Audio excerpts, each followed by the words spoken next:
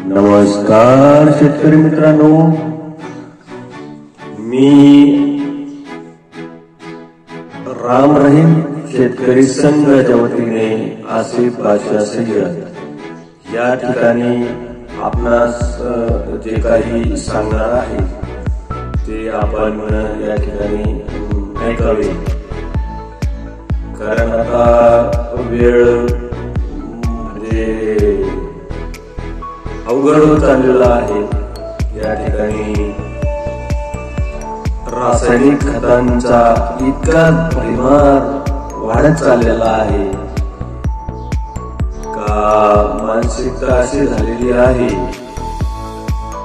रासायनिक खत टाकल्या बिगर पीक येत नाही, ही शेतकऱ्याची मानसिकता झालेली आहे।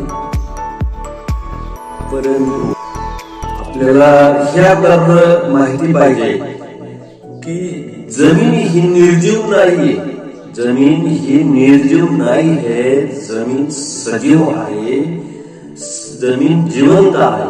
हे एकदा आपल्या डोक्यात पडलं का मग आपल्याला कळेल आपण किती रासायनिक खतांचा वापर करायला पाहिजे आणि किती प्रमाणात जैविक स्लरींचा वापर करायला पाहिजे, हे आपल्याला ते कळणं गरजेचं आहे। कारण जर वेळ होऊन गेली आणि नंतर आपण या ठिकाणी जैविकचा वापर करत बसलो तर आता निम्मा जर वापर केला तर नक्कीच आपली जमीन वाचल, आपण स्वतः माणूस वाचवू शकतो।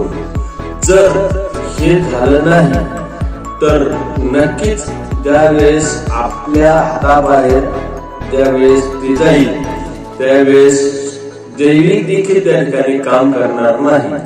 त्यामुळे सर्वांनी हे जागरूकतेने त्यांच्या मनात एक घर केलं पाहिजे का निम्मा रासायनिक आणि निम्मा जैविक दोन टप्प्यात चालायला आजची परिस्थिती मध्ये गरजेचं आहे, तरच उत्पन्नामध्ये देखील वाढ होईल।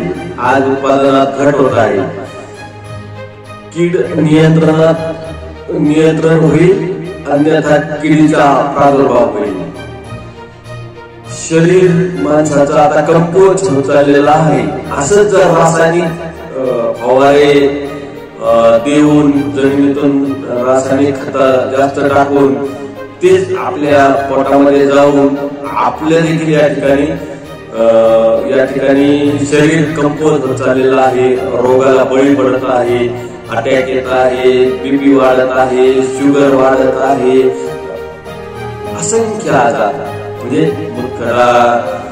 मुतखडा आणि मूळव्याध ह्यापासून कित्येक लोक या ठिकाणी आजारी पडत आहेत।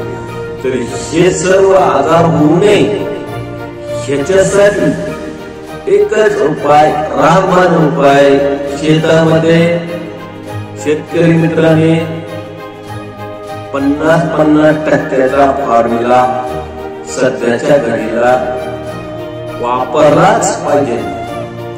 एक नाही दोन, हे ध्यानात घ्या, 1 आणि 1 11, 1 आणि 1 11 ह्या म्हणीप्रमाणे आपण त्याचा प्रयोग केला तर आपल्या शेतामध्ये नक्कीच बदल होईल।